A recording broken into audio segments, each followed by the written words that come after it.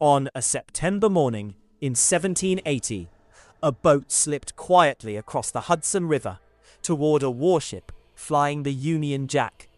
And aboard that boat sat the most celebrated soldier in the entire Continental Army. He had bled for American independence, more than almost any man alive. He had led troops through a frozen wilderness where lesser men had turned back or died.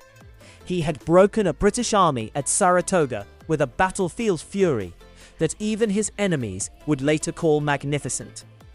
And now, in the autumn of the fourth year of the war, that same man was quietly selling the plans of West Point, the most important fortress in America, to the very army he had spent years trying to destroy. How does a man become the hero of a revolution and its most infamous traitor in the very same lifetime? How does the soldier who inspired George Washington's private admiration become the name that Americans would spit out for the next 250 years? To understand it, you cannot start with the betrayal. You have to start much earlier, in a small Connecticut town, with a boy who buried almost everyone he loved before he was 20 years old, and who spent the rest of his life trying to outrun the shame his family left behind him. Benedict Arnold was born in January of 1741 in Norwich, Connecticut, into a family that once carried real weight in colonial New England. His great-grandfather had served as governor of Rhode Island, and for a while the Arnold name meant something in the tightly bound social hierarchy of colonial America, where reputation and bloodline determined how far a young man could rise. His father, also named Benedict, was a merchant and cooper who did reasonably well for a time, trading goods along the busy shipping routes of the Connecticut coast. His mother, Hannah, was a devout, careful woman who tried to hold the family together as fortune slowly abandoned them.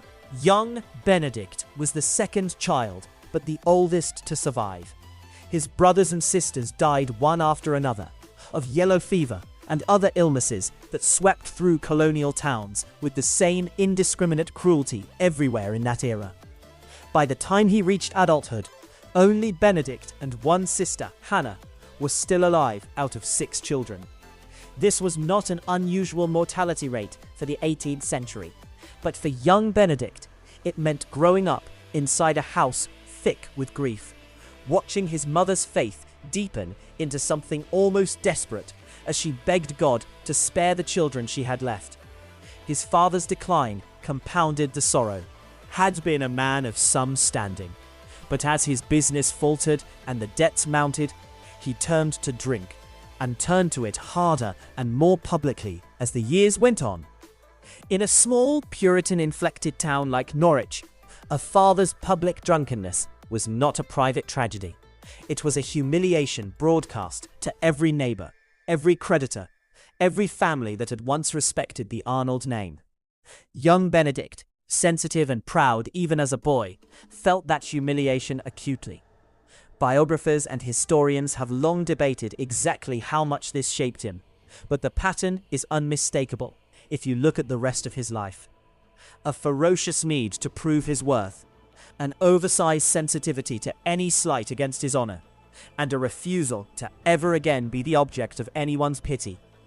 Whatever else can be said about Arnold, he was not a passive man. He was going to claw back the respectability his family had lost. There is a story, likely embellished in the retelling, but revealing all the same, of a young Arnold performing dangerous stunts for his schoolmates, walking along the top of a moving water wheel, or leaping onto a moving cart just to prove he could, already displaying the reckless physical courage and hunger for admiration that would define him on the battlefields of Quebec and Saratoga decades later. Even as a child, he seemed unable to tolerate being thought ordinary. He was clever, restless, and physically fearless in a way that alarmed the adults around him. And he carried, even then, the particular kind of pride that comes from a boy who senses his family's status slipping and resolves, silently, that he alone will be the one to restore it. He was pulled out of school as a young teenager, partly because the family could no longer afford it, and partly because his father needed help, and he was apprenticed instead to two cousins who ran an apothecary and general trading business in Norwich. It turned out to be the making of him in a practical sense. Arnold had a quick mind for numbers, an instinct for commerce, and an appetite for risk that most cautious New England merchants lacked. When the opportunity came to strike out on his own, he took it without hesitation, moving to New Haven and building a business as an apothecary, bookseller, and eventually a shipping merchant trading with the West Indies. By his 20s, Arnold had made himself into exactly the kind of self-made success story that colonial America loved to celebrate. He owned ships. He owned property. He had escaped the shadow of his father's failure. But the trade routes he depended on ran straight into the tightening grip of British mercantile law. And like many colonial merchants, Arnold discovered that smuggling was often the only way to keep a shipping business profitable under the Navigation Acts. This is a detail worth sitting with, because it foreshadows something important. Arnold's relationship with authority, and with the rules imposed from London, was never simple obedience. He respected power. He did not necessarily respect the people who happened to be holding it. When the tensions between the colonies and the Crown began boiling over in the 1760s and early 1770s, Arnold was already primed to see British authority as an obstacle to a self-made man's ambitions, rather than a birthright to be honoured. He joined the Sons of Liberty in New Haven, and when news reached Connecticut in April of 1775 that shots had been fired at Lexington and Concord, Arnold did not hesitate. He was a captain in the local militia, and within days he had marched his small company toward Massachusetts, arriving at the siege lines around Boston as one of thousands of colonial men suddenly transformed from farmers and merchants into soldiers of an army that did not yet officially exist. It was here, almost immediately, that Arnold's particular genius revealed itself. He did not want to sit in a siege camp. Arnold proposed to the Massachusetts Committee of Safety an audacious plan, a surprise attack on Fort Ticonderoga, the British stronghold on Lake Champlain in upstate New York, which held a treasure that the ragtag colonial army desperately needed: heavy artillery.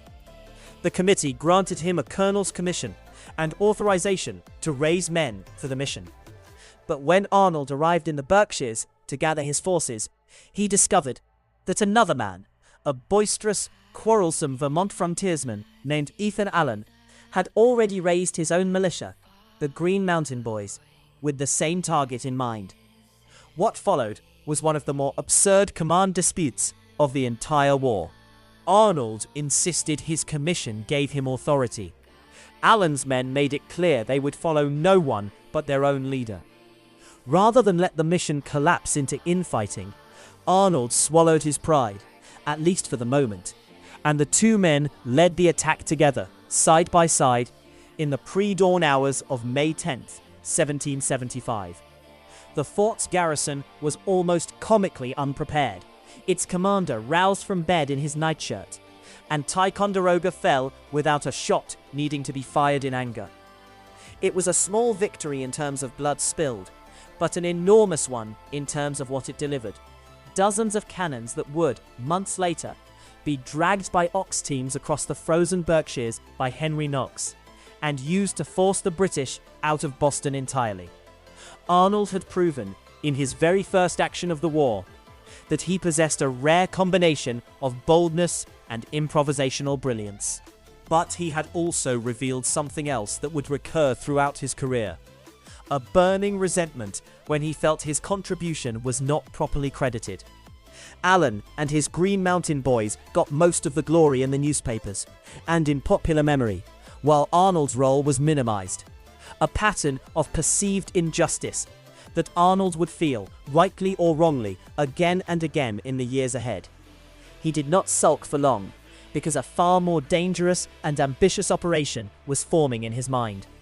Arnold approached the Continental Congress and George Washington, newly appointed commander of the Continental Army, with a proposal so audacious it bordered on reckless: an invasion of Quebec, striking north through the almost trackless wilderness of Maine to seize Canada before the British could use it as a base to crush the rebellion from the north. Washington approved a two-pronged invasion, one force under General Richard Montgomery moving up through Lake Champlain, and a second, smaller force under Arnold's direct command, cutting straight through the Maine wilderness toward Quebec City itself.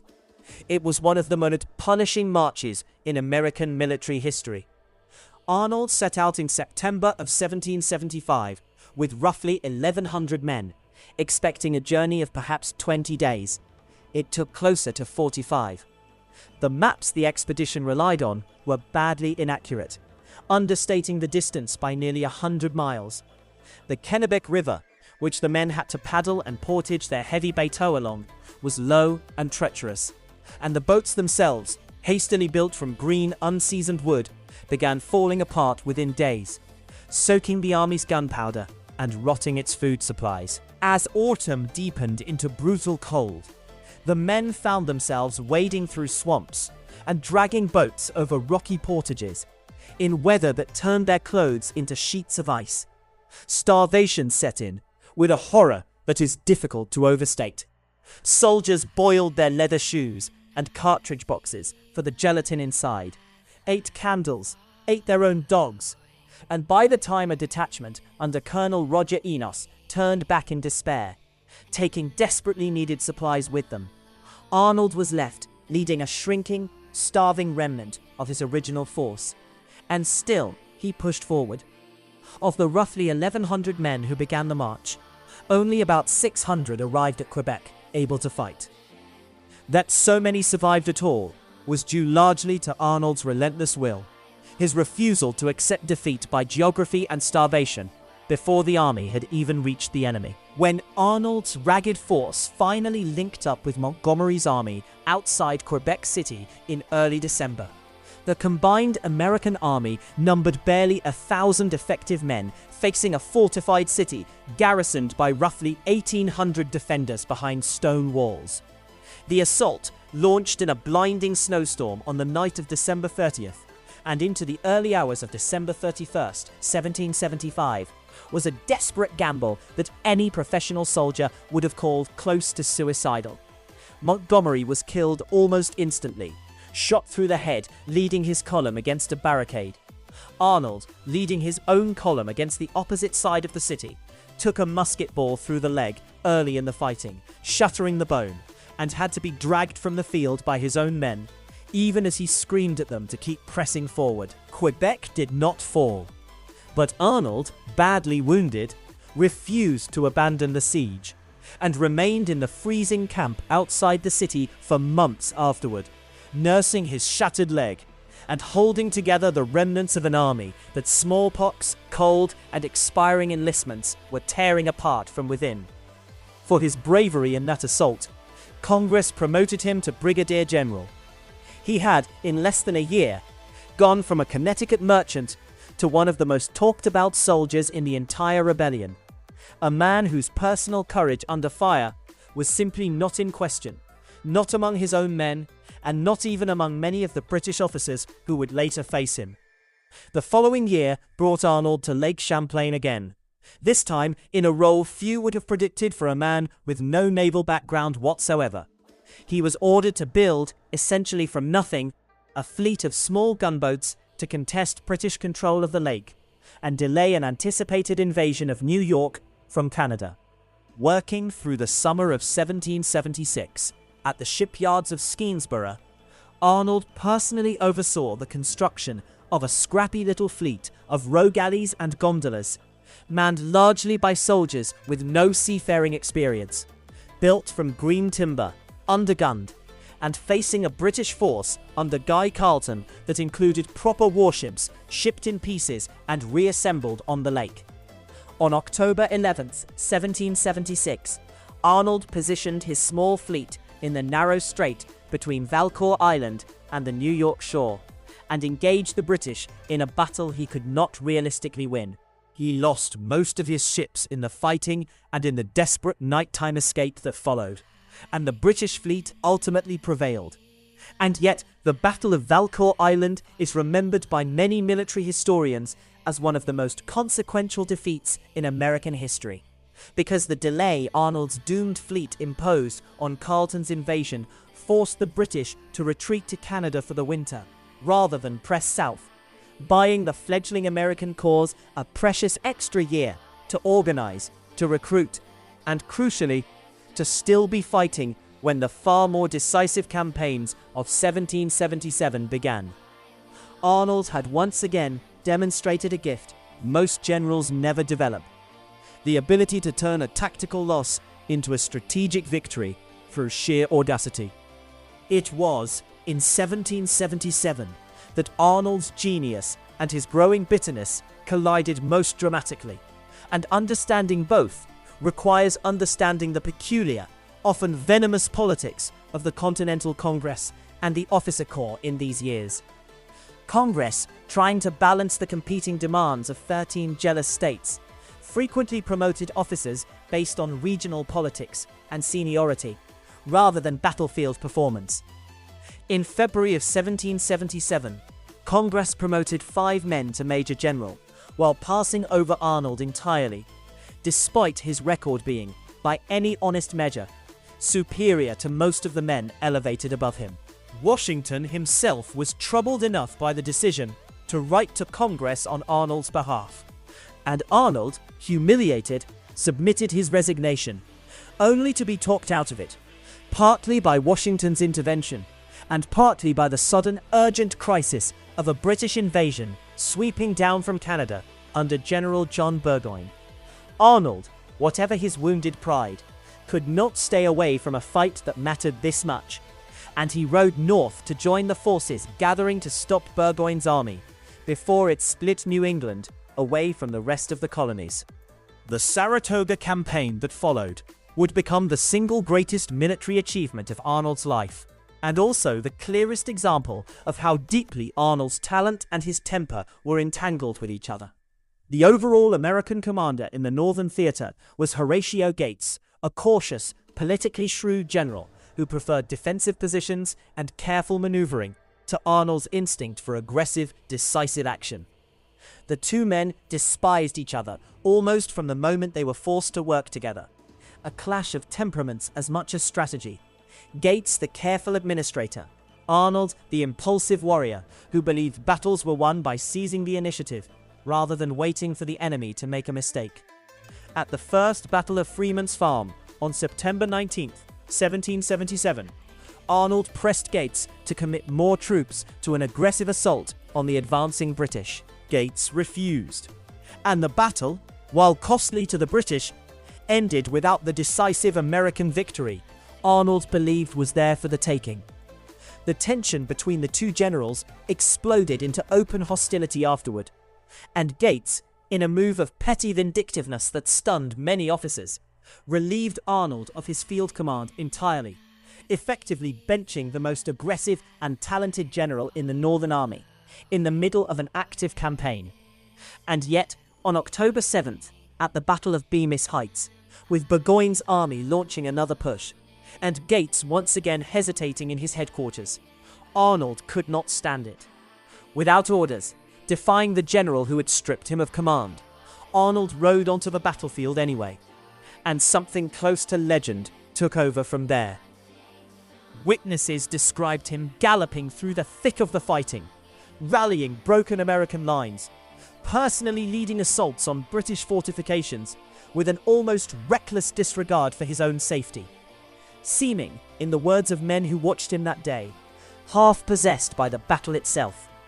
He led the final decisive charge against the Bryman Redoubt, the fortification whose collapse effectively broke Burgoyne's entire position. And it was there, at the moment of his greatest triumph, that Arnold was shot again, this time in the same leg that had been shattered outside Quebec 2 years earlier, the bone breaking a second time as his horse fell on top of him.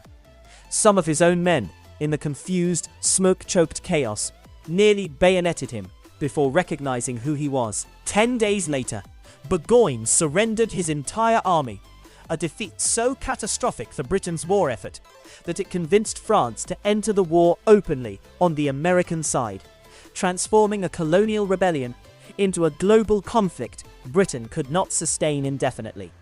Saratoga is often called the turning point of the Revolutionary War, and Benedict Arnold, disobeying orders, defying his own commanding officer, bleeding from a leg wound that would leave him permanently disabled and 2 inches shorter on that side for the rest of his life, had been at the absolute center of achieving it. Gates, characteristically, claimed most of the credit in his official reports to Congress, and barely mentioned Arnold's role at all.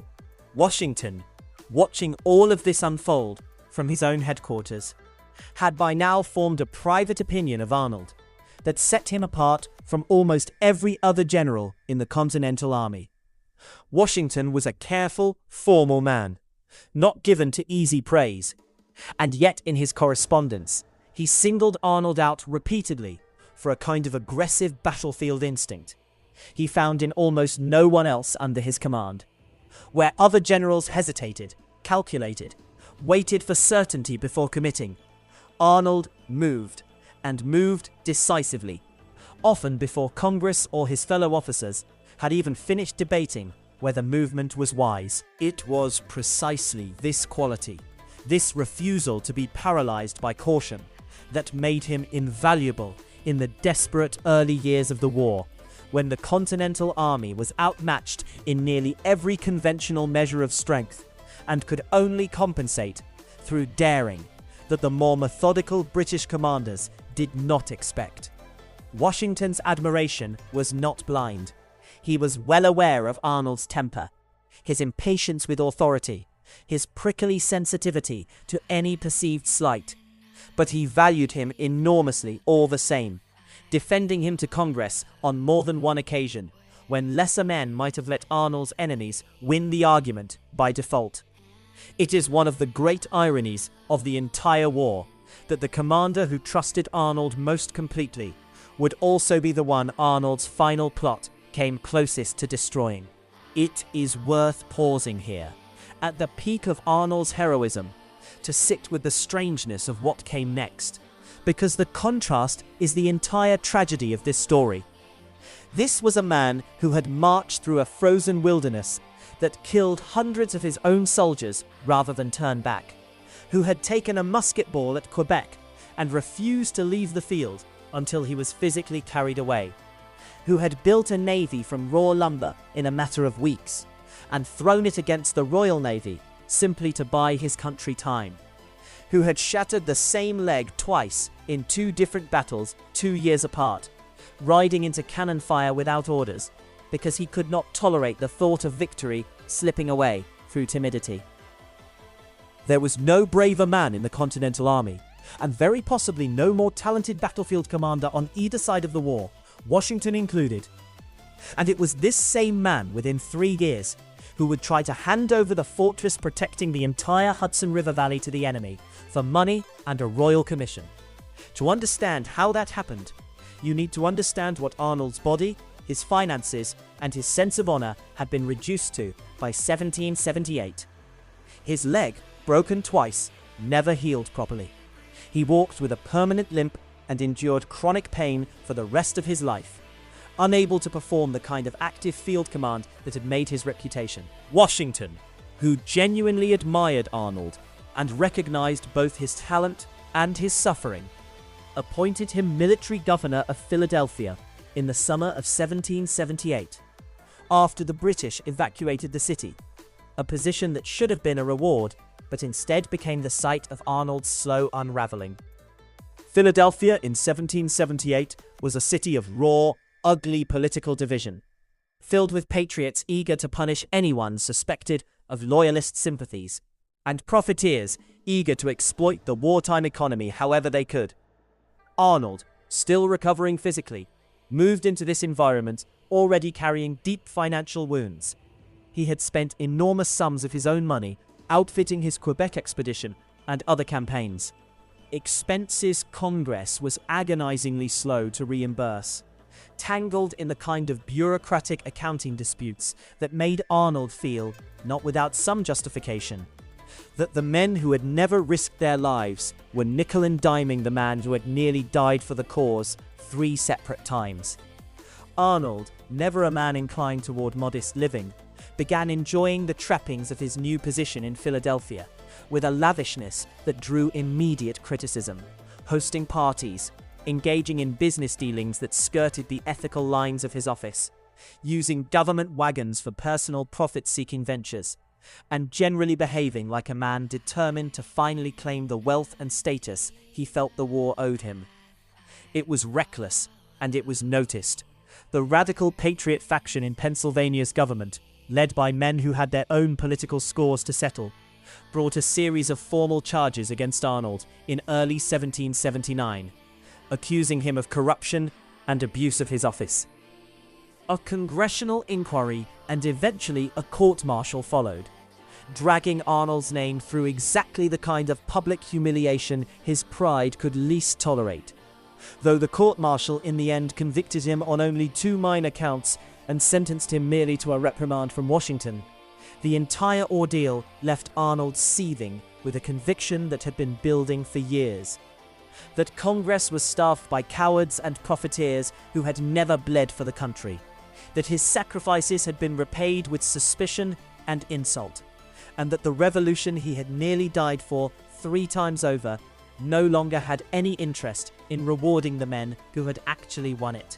It was in this atmosphere of financial desperation and wounded pride that Arnold fell in love, in the spring of 1778, with a young Philadelphia woman named Margaret Shippen, known to everyone as Peggy. She was 18 years old, strikingly beautiful, and the daughter of Edward Shippen, a prominent judge whose family had strong loyalist sympathies and deep, comfortable social connections to the British officers who had occupied Philadelphia before the American reoccupation. Peggy had in fact been a favorite dance partner of British officers during the occupation, including a young, charming, artistically gifted major named John Andre, who had lodged at the Shippen household, and whom many historians believe Peggy had known socially, and perhaps grown genuinely fond of before the British withdrew.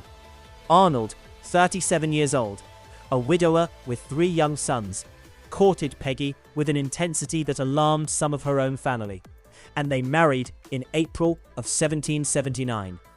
Historians continue to debate how directly Peggy influenced Arnold's eventual treason. And the honest answer is that the surviving evidence does not allow for a fully settled conclusion. But what is clear is that Peggy maintained her loyalist social circle after the marriage, that she and John Andre resumed correspondence under an innocent pretext of exchanging fashion news, and that this correspondence would become the actual communication channel through which Arnold's treason was eventually arranged. Whether Peggy actively persuaded her husband toward treachery, or simply provided the social bridge that made it possible, her presence in Arnold's life coincided precisely with the moment his resentment curdled into action. To understand why a man of Arnold's proven courage would even consider such a path, it helps to understand the peculiar, threadbare condition of the American cause by 1779. The continental currency was collapsing under runaway inflation, so severe that the phrase, "not worth a continental," entered the American vocabulary as shorthand for something utterly worthless. Congress itself was a fractured, often dysfunctional body, with no real power to tax, no reliable way to pay its soldiers, and a chronic tendency to let personal and regional rivalries interfere with the sober business of winning a war. Officers across the army, not just Arnold, went months without pay, watched profiteers grow rich on military contracts, while soldiers froze at Valley Forge, and increasingly wondered whether the men running the revolution from behind their desks in Philadelphia had any real understanding of what men like Arnold had sacrificed on their behalf. None of this excuses what Arnold ultimately did, but it explains the atmosphere of resentment in which his particular grievances took root and were allowed to fester, unchecked, year after year, until they metastasized into something far darker than ordinary bitterness. By the spring of 1779, roughly a year before West Point, Arnold had already begun secretly communicating with the British through intermediaries, using coded messages and commercial ciphers disguised as ordinary correspondence, offering his services in exchange for money and a guaranteed position in the British military establishment. His initial contact, remarkably, ran through the very same John Andre who had known his wife in Philadelphia, and who now served as Adjutant General to the British commander in New York, General Sir Henry Clinton. Historians have spent 2 centuries debating exactly which grievance mattered most in tipping Arnold toward betrayal.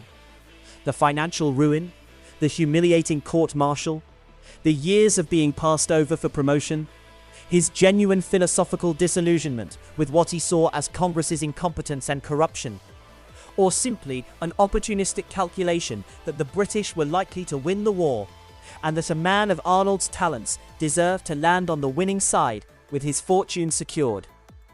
The truth is, probably some combination of all of it, layered over years rather than one single moment of decision. What seems clear from Arnold's own later writings and conversations is that he had convinced himself, at least partly, that he was not betraying America, so much as America had already betrayed him, that a revolution run by petty, jealous, ungrateful men in Congress had forfeited its claim on his loyalty, long before he forfeited his on theirs.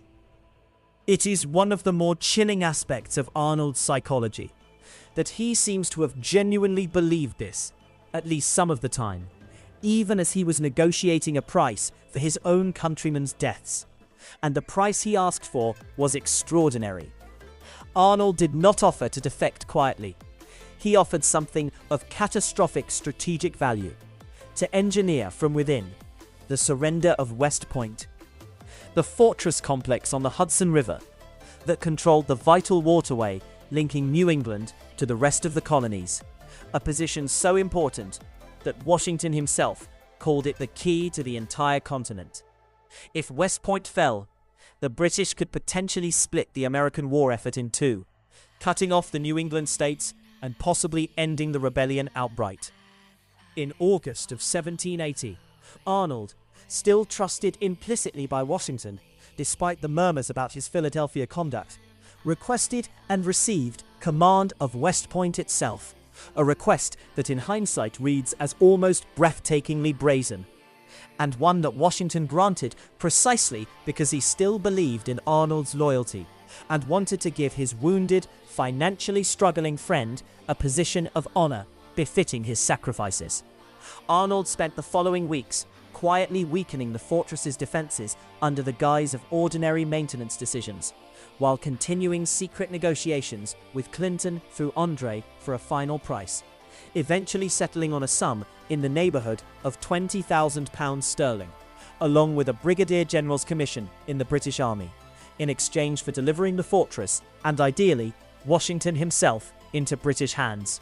The plan required a face-to-face meeting to finalize details, and on September 21st, 1780, Andre traveled up the Hudson under a flag of truce and a false name to meet Arnold in person near Haverstraw, New York, carrying documents detailing West Point's defenses that Arnold had personally prepared and signed. The meeting ran long, past the point where Andre could safely return to the British ship that had carried him upriver, the Vulture, which American shore batteries had opened fire on during the night, forcing it to retreat downriver without him. Andre, stranded on the American side of the lines, was forced to attempt an overland return to New York City, in civilian clothes rather than his uniform, carrying Arnold's incriminating documents hidden in his boot.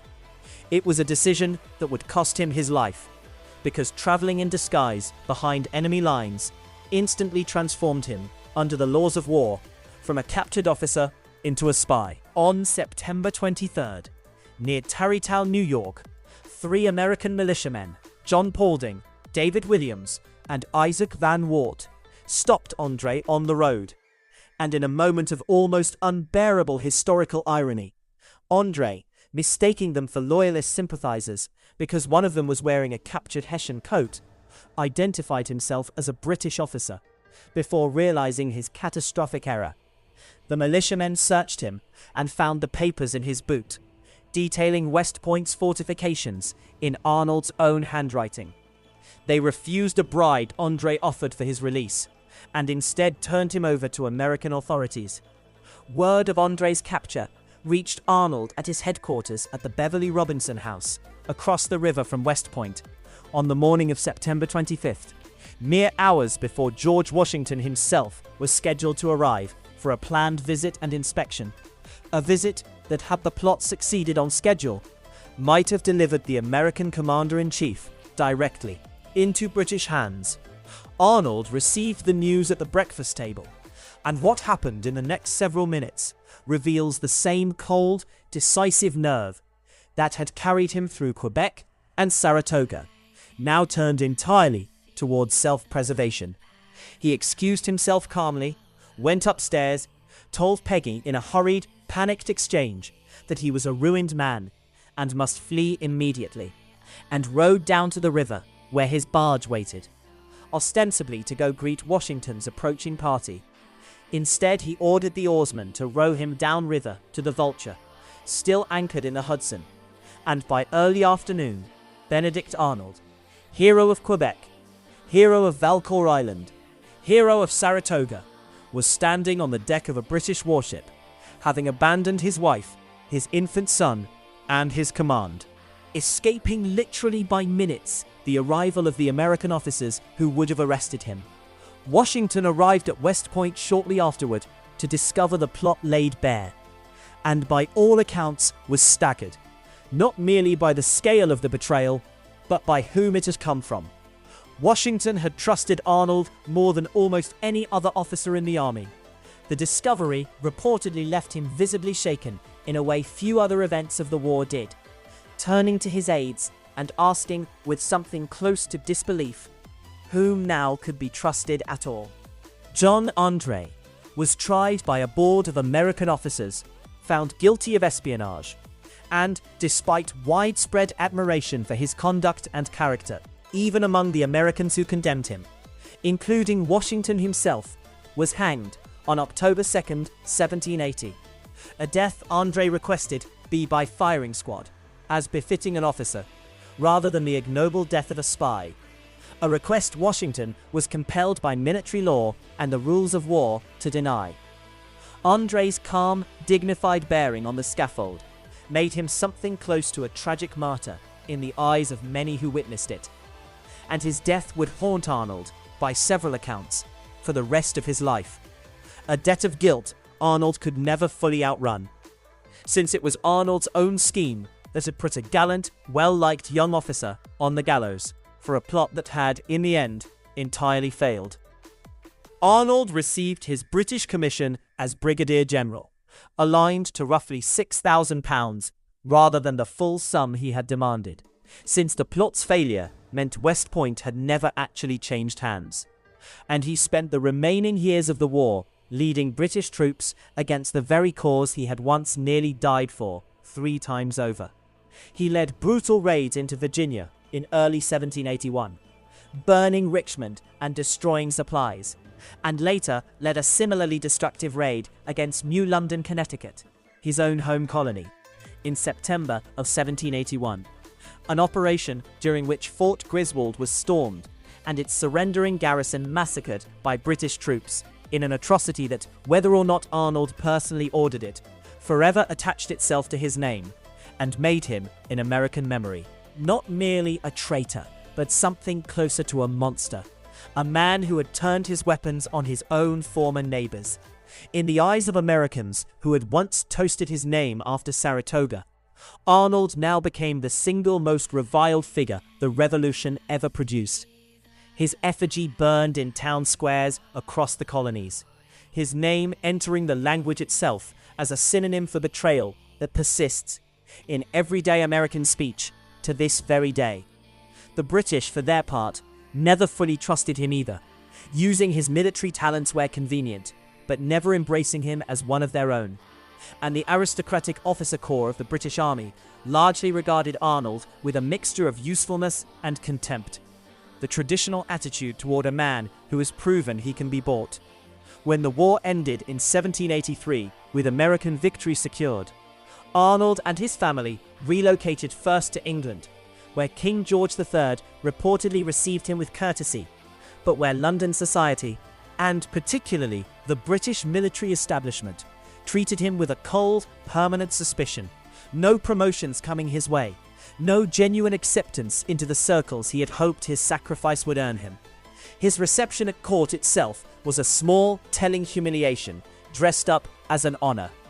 King George III reportedly greeted him politely, and some accounts even described the king expressing sympathy for the wounds Arnold had suffered in a cause the monarch himself had spent a fortune trying to crush.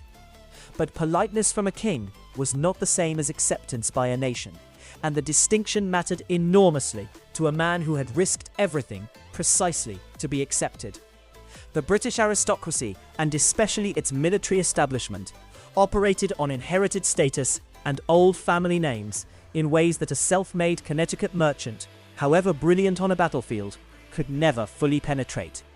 Officers who had served honorably against him respected his fighting record, even as they quietly despised what he had done to earn his commission. And Arnold found himself in the strange, hollow position of being simultaneously useful and unwelcome, praised in private for his talent, and never quite trusted with the kind of senior command his record should have commanded from either side of the war. He tried to rebuild a mercantile career, engaging in shipping and land speculation in Canada for several years in the late 1780s, ventures that largely failed or ended in further controversy, including a duel he fought in England in 1792 against a nobleman who had publicly called him a traitor, a challenge Arnold felt honor-bound to accept, even in the twilight of his career. Still, after everything, desperately protective of a reputation that could never again be fully redeemed in either country, he spent his final years in London in declining health, his old leg wound aggravated by asthma and dropsy, tormented by the accounts of those who knew him, by the knowledge that he was a man without a country in the fullest sense, unwelcome in the nation he had betrayed, and never truly embraced by the nation he had betrayed it for. Benedict Arnold died on June 14, 1801, at the age of 60, in a modest London home, reportedly asking, in his final delirious hours, to be dressed once more in his old Continental Army uniform, a detail recorded by early biographers that, whether entirely accurate or partly legend, captures something true about the man regardless.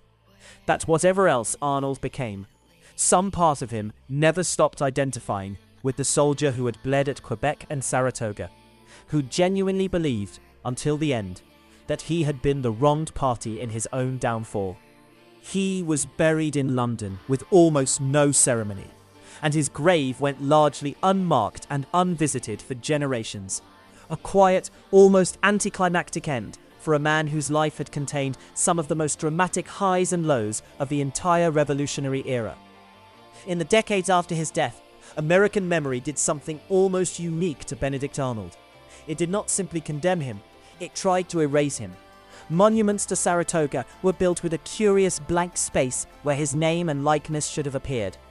Most famously, the so-called Boot Monument to the Saratoga battlefield, which commemorates the wound to his leg during the decisive charge, without ever naming the man who received it. A monument to an anonymous boot, rather than to the general who wore it. It is a strange, almost poetic form of punishment, more unsettling in some ways than outright vilification, because it suggests a nation so uncomfortable with the complexity of Arnold's story that it preferred to carve him out of the record entirely, rather than reckon with the fact that its greatest battlefield hero and its most notorious traitor had been, for years, the very same man. School children learned his name only as a warning, a byword for treachery, stripped almost entirely of the context that made his betrayal so shocking in the first place, which is that nobody expected it from him, least of all because nobody had reason to doubt a man who had already proven his devotion to the cause in blood, on 3 separate battlefields, more dramatically than almost anyone else who fought in the war.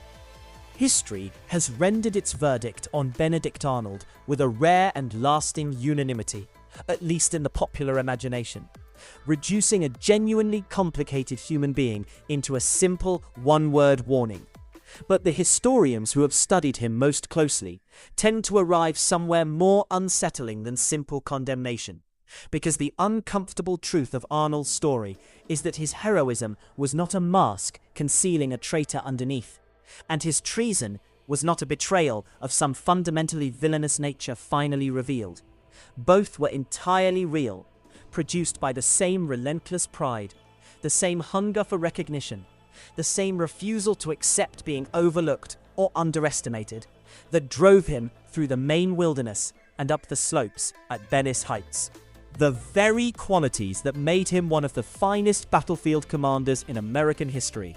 His fierce need to prove himself, his intolerance of being denied the credit he believed he had earned, his willingness to gamble everything on a single decisive stroke, were the exact same qualities that led him to gamble West Point and his own honor for money and a title. Arnold likely never saw himself, at least not consistently, as the villain of his own story. He seems to have genuinely believed that a revolution led by small, ungrateful, self-interested men had betrayed its own principles long before he betrayed it in return, that his loyalty had been owed and not repaid, and that he was settling an account rather than opening one. History disagrees with him, almost entirely, and it disagrees for good reason. Whatever grievances Arnold nursed, however legitimate some of them may genuinely have been, they cannot outweigh the choice to trade the lives of the men who had once followed him into frozen rivers and cannon fire for £6,000 and a British commission. And yet the discomfort of Arnold's story, the reason it still commands attention, 2.5 centuries later, is that it refuses to offer the tidy moral comfort of a simple monster undone. It offers instead the far more uncomfortable possibility that heroism and betrayal can grow from precisely the same root, that the line between the two is thinner and more human than anyone wants to admit, and that the same fire which makes a man magnificent in one moment can, fed by neglect and pride and desperation, consume everything he once was in the next. Somewhere in London, in an unmarked grave, lies a man who charged British cannons without hesitation and who also sold his country for money.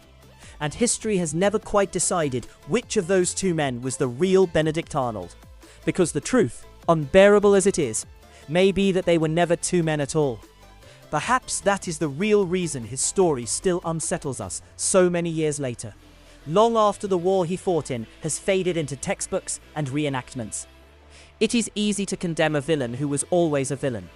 It is much harder to sit with a hero who became one, to admit that the same ambition, the same wounded pride, the same refusal to be overlooked can build a man up to greatness, and then, left unchecked and unrewarded, tear him back down again. Every generation likes to believe that loyalty is simple, that a person is either faithful or false.